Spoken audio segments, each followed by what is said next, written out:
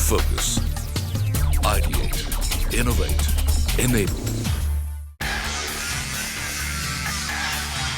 Infibeam presents CNBC Awaaz tech गुरु awards, जल्द ही CNBC Awaaz पर। Hello and welcome boys and girls, tech guru award special episode में आपका एक बार फिर से स्वागत है। और जिस चीज़ की हम इतने दिनों से इंतज़ार कर रहे थे, मैं बार बार आपसे बात करता था कि हमारी ज्यूरी ने ये गैजेट्स नॉमिनेट किए हैं, हमारी ज्यूरी ने खास चीज़ें नॉमिनेट करके आप लोगों के लिए रखी हैं, जहां पर आप वोटिंग करेंगे और जिताएंगे अपने मन पसंदीदा गैजेट या फिर मन पसंदीदा टेक्नोलॉजी को। तो आज वो घड़ी आ गई है। हमारे साथ है टेक गुरु अवार्ड्स की ज्यूरी। आइए सबसे पहले जान लीजिए इन सब का एक ब्रीफ इंट्रोडक्शन। हाय, मेरा नाम सौम्या बैनर्जी है। मैं infibeam.com में सीनियर वाइस प्रेसिडेंट हूँ और मैं टेक गुरु अवार्ड्स में गैजेट्स को जज करने के लिए जूरी के तौर पे आया हूँ। हेलो, मैं चिराग वाकस्कर हूँ। मैं एक प्रोफेशनल फोटोग्राफर हूँ और मैं टेक गुरु अवार्ड्स की जूरी में आया हूँ अपना पॉइंट ऑफ व्यू रखने के लिए। हाय, मेरा नाम है निमिष सावंत और मैं firstpost.com में रिव्यूज़ एडिटर के बतौर काम करता हूँ। CNBC टेक गुरु अवार्ड्स में मैं एक नॉलेज पार्टनर हूँ और एक जूरी मेंबर भी। मेरा नाम अजीत खुराना है। मैं पिछले 20 सालों से एंजल इन्वेस्टर रह चुका हूँ, एंटरप्रेन्योर रह चुका हूँ और मुझे टेक गुरु के अवार्ड्स शो में जूरी बनने पे बहुत गर्व है, बहुत खुशी है। मेरा नाम लेस्ली डिमोंटी है और मैं मिंट पेपर का नेशनल टेक्नोलॉजी एडिटर हूँ और मुझे बहुत खुशी हो रही है यहाँ पर कि मैं जज बन के ये टेक गुरु अवार्ड्स का फंक्शन में आया हूँ। हाय, मैं हूँ Ashutosh Upadhyay. I am head of product and marketing for transfer private limited. आज यहाँ टेक गुरु अवार्ड्स में मैं जूरी की तरह पार्टिसिपेट कर रहा हूँ। Hello, my name is Krishna Madhavan Pillai. I am the chief editor of Better Photography and it is in fact my privilege and honor to be a part of the jury of the Tech Guru Awards.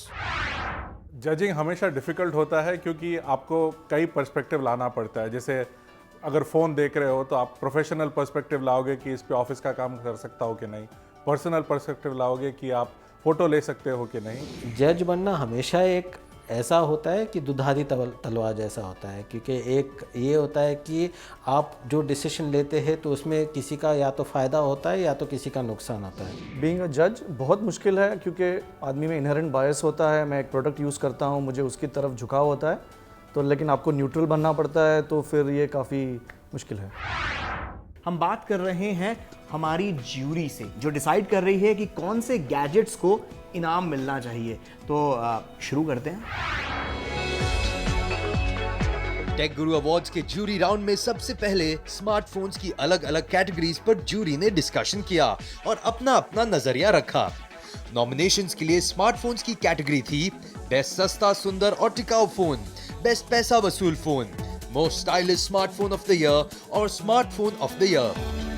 भारतीय consumers को लुभाने वाले एक से बढ़कर एक smartphones और उनके शानदार फीचर्स विजेता बनने के लिए ज्यूरी के सामने पेश कर रहे थे कड़ी चुनौती।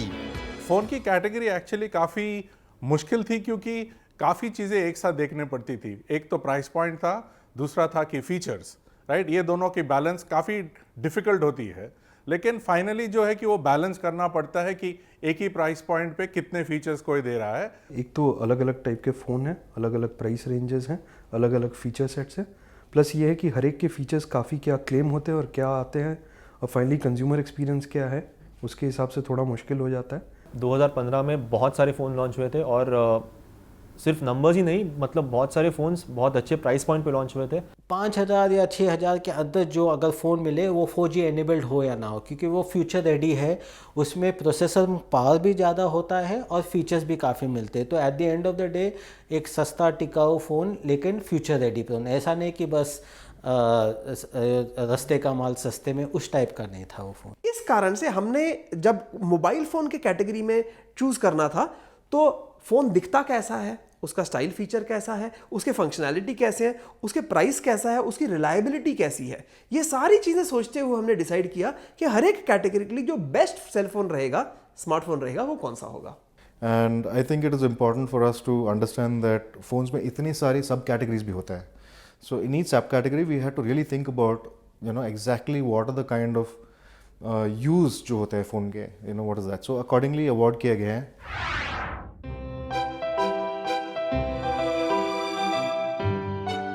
ज्यूरी के सामने कैमरास की अलग अलग कैटेगरीज में नॉमिनेट हुए कैमरास विजेता बनने के लिए पेश कर रहे थे अपनी अपनी मजबूत दावेदारी। कैमरा सेगमेंट में 3 कैटेगरीज थी, camera phone of the year, best compact camera और best DSLR camera. Jury camera segment में नॉमिनेट हुए कैमरास के छोटे और बड़े हर फीचर्स पर ध्यान दे रहे थे ताकि हर कैटेगरी से एक विजेता चुना जा सके। Camera phones is a very important category now days, क्योंकि आजकल कैमरा फोन्स बहुत सारे यूज़ होते हैं photography, specially even serious photography के लिए कैमरा फोन्स यूज़ हो रहे हैं वेरी फ्रीक्वेंटली। कैमरा फ़ोन का मैंने रिज़ल्ट मेरे लिए बहुत इंपॉर्टेंट है, मैं एक फ़ोटोग्राफर, मुझे रिज़ल्ट बहुत इंपॉर्टेंट है और मैंने जो चूज़ किया था उसका रिज़ल्ट बहुत ही अच्छा था। अगर आप कैमरा फ़ोन की बात करो तो इसमें एक चीज़ है कि कैमरा तो ठीक है, लेकिन उसके साथ क्या सॉफ्टवेयर आता है, उसके साथ क्या इकोसिस्टम आता है जो फोटोग्राफी को बढ़ावा देती है। कैमरा फ़ोन खास करके मेरे लिए खास करके एक मुश्किल कैटेगरी रहा, क्योंकि भले एज ए पर्सन मैं कभी ज़्यादा कैमरा या यूटिलाइजेशन नहीं रहता है, बट ओवरऑल हमने सारे इवैल्यूएट किए, सारे टेक स्पेक्स देखे और उसके बेसिस पे मैंने अपना फीडबैक दिया। तो हमने 2 कैटेगरीज रखे थे, एक था बेस्ट स्मार्टफोन कैमरा जो कि आप स्मार्टफोन का जो कैमरा है उस पर ध्यान देते हो, और दूसरा था कॉम्पैक्ट कैमरा जो कि एक एडवांस कैमरा हो जिसमें बहुत सारे मैनुअल फीचर्स हो लेकिन जो ज़्यादा मतलब हैवी ना हो, जैसे DSLR जैसे आप रहते हो बहुत हैवी रहता है, आप बैग में रख के जाते हो, but advance point of shoot जो होते हैं वो बहुत कॉम्पैक्ट कैमरा होते हैं जो आप अपने पॉकेट में भी, पीछे वाले पॉकेट में भी रख सकते हैं और वो आपको बहुत अच्छी इमेज क्वालिटी देते हैं as compared to a smartphone camera. One very interesting category is interchangeable lens camera of the year.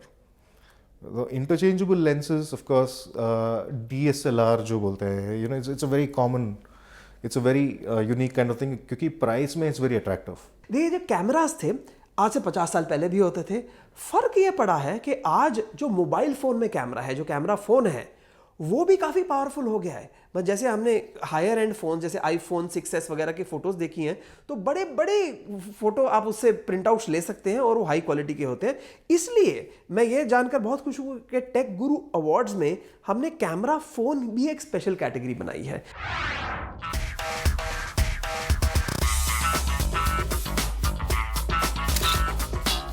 Laptop, desktop और पीसी के सेगमेंट में 3 categories best laptop, best hybrid computer और क्रिटिक्स चॉइस अवार्ड में best tablet को रखा गया था। हर category में नॉमिनेट हुए गैजेट्स अपने कंपेटिटर को दे रहे थे कांटे की टक्कर। मुकाबला सख्त था और इसलिए ज्यूरी के लिए चुनाव करना भी आसान नहीं था। लोगों के साथ साथ ज्यूरी को इम्प्रेस करने वाला गैजेट ही निश्चित तौर पर बनेगा विजेता। लैपटॉप कैटेगरी में मैंने जो ध्यान रखा है कि स्क्रीन क्वालिटी कैसे है, क्योंकि हम बहुत टाइम स्क्रीन के आगे बिताते हैं काम करते करते, तो स्क्रीन क्वालिटी, डिस्प्ले क्वालिटी क्या है वो एक बहुत बड़ी महत्वपूर्ण बात थी। और दूसरा था कि इसकी जो स्टोरेज कैपेसिटी वो क्या है, वो SSD है या रेगुलर है, क्योंकि उससे काफ़ी स्पीड का फ़र्क पड़ता है। लैपटॉप में काफ़ी दिक्कत हुई कि लैपटॉप में भी रेंज जो प्राइस रेंज है वो काफ़ी है, लेकिन ज़्यादा करके जितने भी नॉमिनेशंस किए गए हैं वो काफ़ी उम्दा लैपटॉप्स थे। लैपटॉप डेस्कटॉप कैटेगरी में मैं देख रहा था कि कितना अच्छा लैपटॉप है इन टर्म्स ऑफ उसका प्रोसेसर, उसका रैम, उसमें बिल्ड क्वालिटी और डिस्प्ले कितना अच्छा दे रहा है, HD दे रहा है, क्या दे रहा है, वो मैंने सिलेक्ट किया था। माना जाए तो 3 अलग तरह के कंप्यूटर्स अवेलेबल हैं। एक ऐसे जो कम कीमत में आपको ज़्यादा से ज़्यादा काम दे सकते हैं, दूसरे ये जिनके अंदर स्पेशल फीचर्स होते हैं, जैसे टच स्क्रीन होती है या उनकी स्क्रीन मोड़ी जा सकती है या उनकी स्क्रीन डिटैच करके आप उसे टैबलेट की तरह यूज़ कर सकते हैं, और तीसरे वे जो कि हाई एंड हैं, गेमिंग स्टेशंस हैं, हाइब्रिड कंप्यूटर्स हैं, एटसेट्रा। तो इसमें हमने ये देखा कि तीनों कैटेगरीज में जो बेस्ट कंप्यूटर है टेक गुरु अवार्ड्स में हम उसी को फर्स्ट चुने। टेक गुरु अवार्ड्स में अब वक्त है छोटे से ब्रेक का।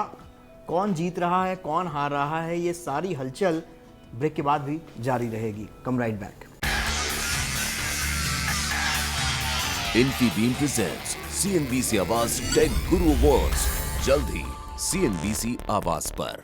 Welcome back. आप देख रहे हैं टेक गुरु अवार्ड्स का स्पेशल एडिशन, जहां आज इस हफ्ते हम बात कर रहे हैं हमारी ज्यूरी से, जो डिसाइड कर रही है कि कौन से गैजेट्स को इनाम मिलना चाहिए।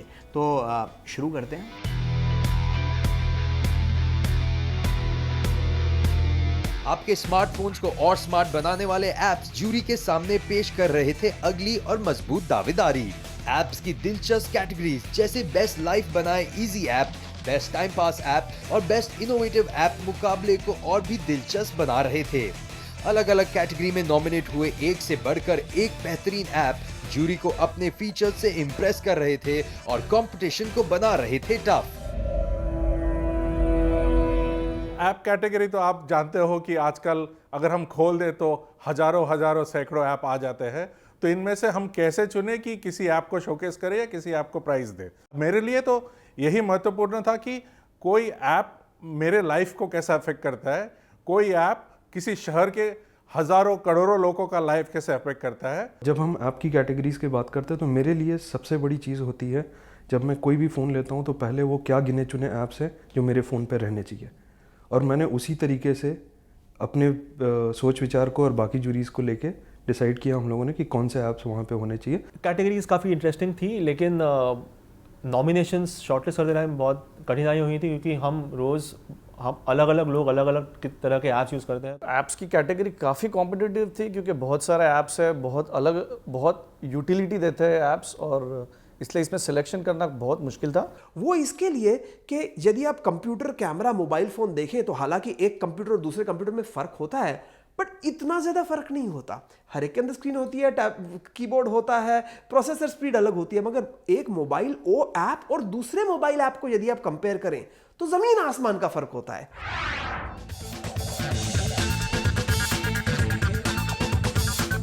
टेक गुरु अवार्ड शो में जिस कैटेगरी को देखकर जूरी बहुत इंप्रेस हुई वो थी best fitness gadget category. Bharat में फिटनेस गैजेट का बाजार अभी बहुत इनिशियल स्टेज में है और धीरे धीरे ये फिटनेस गैजेट सेहत और तंदुरुस्ती के प्रति जागरूक लोगों के बीच अपनी जगह बना रहा है। विजेता बनने के लिए इस कैटेगरी में नॉमिनेट हुए gadgets Tom sports cardio, Fitbit charge HR, Goki और गार्मिन XT 920 अपने एक्सीलेंट फीचर्स के कारण जूरी के सामने पेश कर रहे थे कड़ी चुनौती। मेरे हिसाब से वेरेबल फिटनेस बैंड जो था वो ये साल का सबसे बड़ा इन्वेंशन था, बोल सकते हैं कि इसके पहले हम लोग ने देखा नहीं था। लोग फ़ोन यूज़ करते थे, फिटनेस कैटेगरी पूरी नहीं आई है और काफ़ी महत्वपूर्ण है इस बार। फिटनेस एक बहुत ही नया और इंटरेस्टिंग कैटेगरी है मेरे हिसाब से, और आजकल अगर हम देखने जाए तो आसपास धीरे धीरे हम सारे लोग ज़्यादा जागरूक हो रहे हैं, अवेयर हो रहे हैं कि फ़िटनेस कितना इंपॉर्टेंट है। और ख़ास करके फिटनेस एज ए कैटेगरी में हमने देखा काफ़ी सारी नई इनोवेशन हुई है, नई प्रोडक्ट्स आई हैं। Today, the idea of a fitness gadget is now becoming so widespread. People are getting more and more involved into fitness. 2015 एक ऐसा साल था जिसमें हमने देखा कि बहुत सारे फिटनेस गैजेट्स जो है, फिटनेस वेरेबल्स लॉन्च हुए। तो Fitbit, jawbone, even Xiaomi, Goki, बहुत सारे नई कंपनीज हमें देखने मिली है 2015 में। तो मुझे लगता है कि ये जो कैटेगरी है आने वाले सालों में बहुत ग्रो होगी।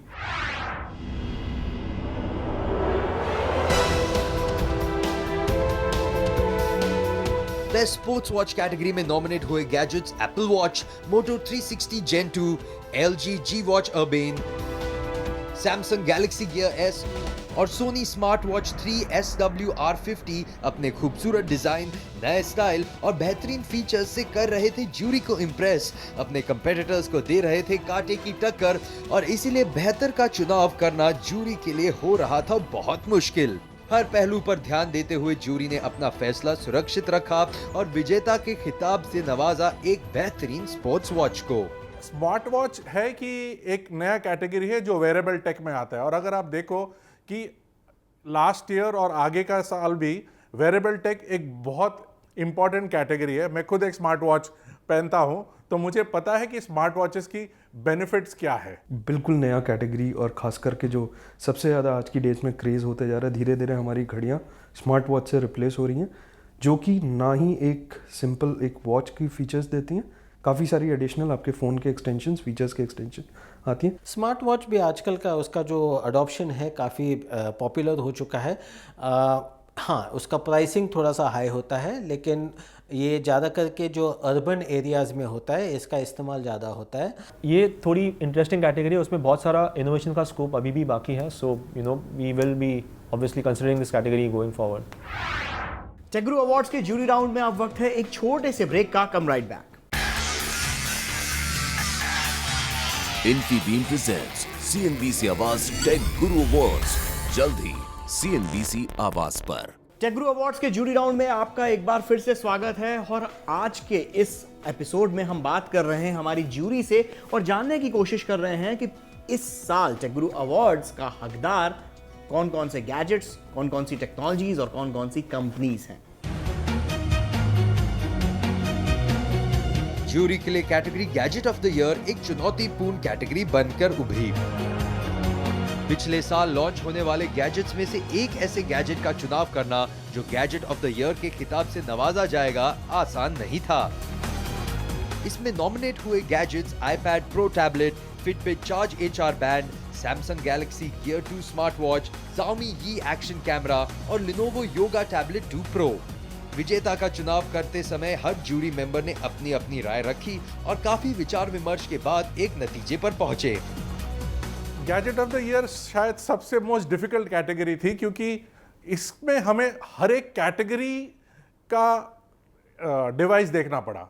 तो इतने सारे डिवाइसेस कैसे आप एक दूसरे से कंपेयर करें वो काफ़ी मुश्किल था। मेरे हिसाब से गैजेट ऑफ द ईयर कुछ ऐसा होना चाहिए था जो कि एक नया क्रेज़ बन गया है। सबसे मुश्किल कैटेगरी थी गैजेट ऑफ द ईयर, उसमें इतने सारे प्रोडक्ट्स थे और उसमें से एक प्रोडक्ट सिलेक्ट करना बहुत ही मुश्किल था। ये ऐसा नहीं था कि ये सिर्फ बेस्ट फ़ोन हो या फिर बेस्ट फिटनेस ऐप हो या फिर बेस्ट ऐप हो। We have to look at the entire gadget ecosystem to come up with this particular winner. At the end of the day हम काफ़ी डिस्कशन करने के बाद वी डिसाइडेड ओके फाइन कि गैजेट ऑफ द ईयर एक हो सकता है जिसमें इनोवेशन भी हो, जिसमें टेक्नोलॉजी भी हो, फीचर्स भी हो और जो थोड़ा फ्यूचर प्रूफ हो या फ्यूचर रेडी जैसा हो।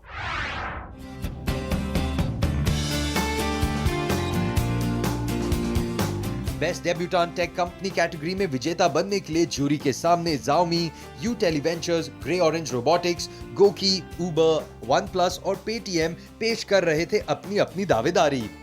Innovative technology, unique marketing skills और कंपेटिटिव प्राइसिंग के कारण ये कंपनियां इस कैटेगरी में अपनी जगह बनाने में कामयाब हुई थी और साथ ही साथ भारतीय कंज्यूमर्स का दिल जीतने में भी कामयाब हुई थी। अब देखना यह है कि इनमें से कौन सी टेक कंपनी जूरी का दिल जीतकर विजेता बनती है।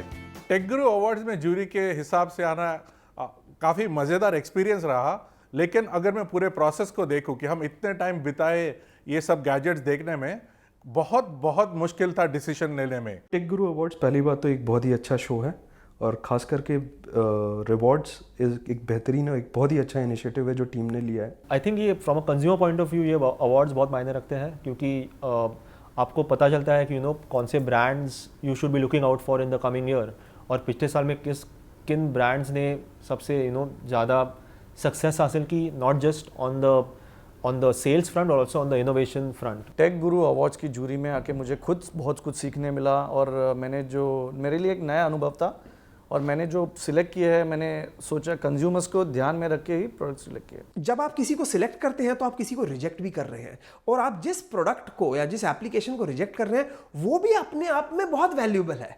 तो रिजेक्ट करना बहुत मुश्किल था, तो इसलिए हमने अपने आप को ये समझाया कि हालांकि सारे बहुत अच्छे हैं लेकिन इनमें से यदि एक खरीदना होता मुझे आज, यदि मैं मार्केट जाता एक खरीदने के लिए तो एक ही खरीदता, वो कौन सा होता हर एक कैटेगरी के लिए। उस प्रकार से हमने अपनी ये जो मुश्किल थी वो थोड़ी आसान की। I feel that it's a very vital thing for us to actually talk about technology and to talk about consumer technology especially. It's an important thing and I think that the awards is a very relevant kind of a thing, especially coming from CNBC. I think it gives a lot of impetus for a lot of tech companies to actually come forward and be awarded. Tech Guru awards के jury round के इस special episode में अभी के लिए बस इतना ही। ये वैसे देखा जाए तो काफ़ी अच्छा जूरी राउंड हुआ था।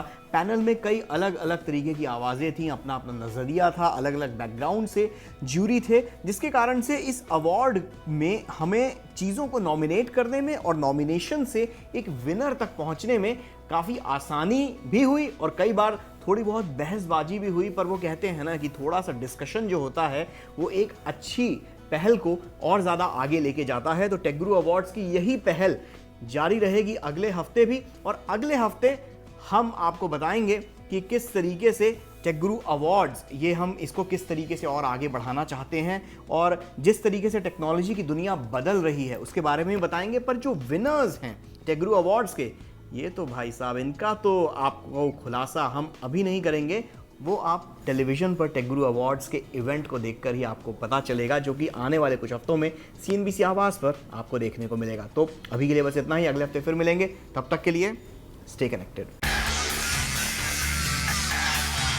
Infibeam presents CNBC Awaaz tech गुरु अवार्ड्स, जल्द ही CNBC आवाज पर।